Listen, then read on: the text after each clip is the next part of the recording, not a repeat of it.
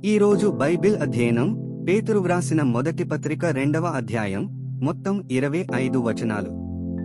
ప్రార్థన. తండ్రి, మేము మరొక రోజు అనుభవించినందుకు కృతజ్ఞతలు, మరియు మీ మాటను అధ్యయనం చేస్తూ మా సమయాన్ని ఆశీర్వదించండి. మమ్మల్ని మీ దగ్గరకు రప్పించమని మేము కోరుతున్నాము. యేసునామంలో ఆమెన్. పేతురు వ్రాసిన మొదటి పత్రిక 2వ అధ్యాయం.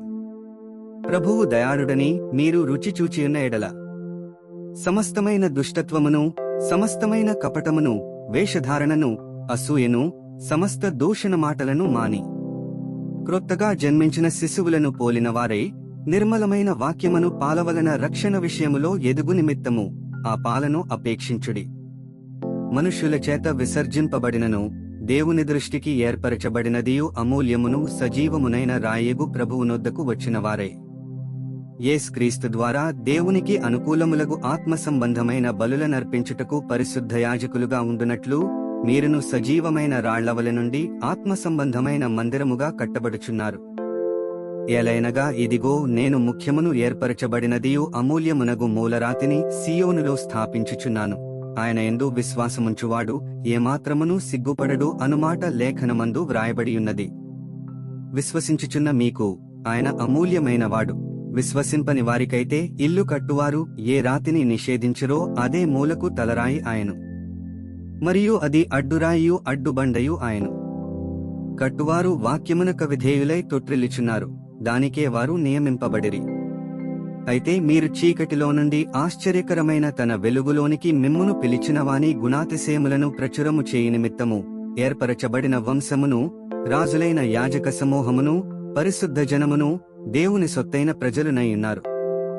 ఒకప్పుడు ప్రజగా ఉండక ఇప్పుడు దేవుని ప్రజ అయితిరి, ఒకప్పుడు కనికరింపబడక ఇప్పుడు కనికరింపబడిన వారైతిరి. ప్రియులారా, మీరు పరదేశులను యాత్రికులునయ్యున్నారు గనుక ఆత్మకు విరోధముగా పోరాడు శరీరాశలను విసర్జించి అన్యజనులు మిమ్మును ఏ విషయములో దుర్మార్గులని దూషింతురో ఆ విషయములో వారు మీ సత్క్రియలను చూచి వాటిని బట్టి దర్శనదినమున దేవుని మహిమపరచునట్లు వారి మధ్యను మంచి ప్రవర్తన గలవారై యుండవలెనని మిమ్మును బతిమాలుకొనుచున్నాను. మనుష్యులు నియమించు ప్రతి కట్టడకును ప్రభువు నిమిత్తమై లోబడియుండుడి. రాజు అందరికిని అధిపతియనియు, నాయకులు దుర్మార్గులకు ప్రతిదండన చేయుటకును సన్మార్గులకు మెప్పు కలుగుటకును రాజు వలన పంపబడిన వారనియు వారికి లోబడియుండుడి. ఏలైనగా మీరిట్లు యుక్త ప్రవర్తన గలవారై అజ్ఞానముగా మాటలాడు మూర్ఖుల నోరు మూయుట దేవుని చిత్తము.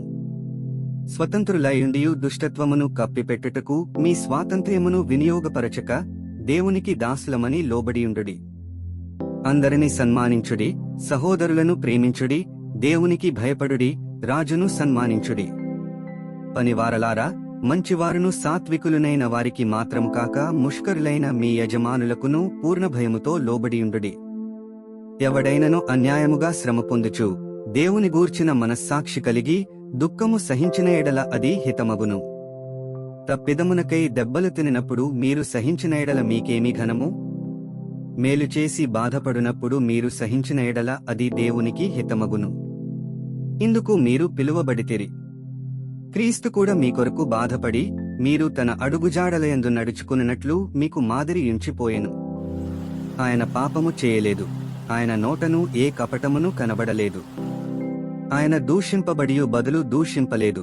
ఆయన శ్రమ పెట్టబడియు బెదిరింపక న్యాయముగా తీర్పు తీర్చు దేవునికి తన్ను తాను అప్పగించుకునెను. మనము పాపముల విషయమై చనిపోయి నీతి విషయమై జీవించినట్లు ఆయన తానే తన శరీరమందు మన పాపములను మ్రానుమీద మోసికొనెను. ఆయన పొందిన గాయముల చేత మీరు స్వస్థత నొందితిరి. మీరు గొర్రెలవలే దారి తప్పిపోతిరిగాని ఇప్పుడు మీ ఆత్మల కాపరియు అధ్యక్షుడినైన ఆయన వైపునకు మళ్ళీయున్నారు. 25 వచనాలు చదివియున్నాము. ముగింపు ప్రార్థన.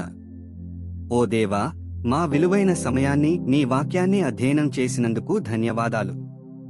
మా మార్గాలలో నడవడానికి మరియు మన సత్యాన్ని ఇతరులతో పంచుకోవడానికి మాకు ధైర్యాన్ని ప్రసాదించు.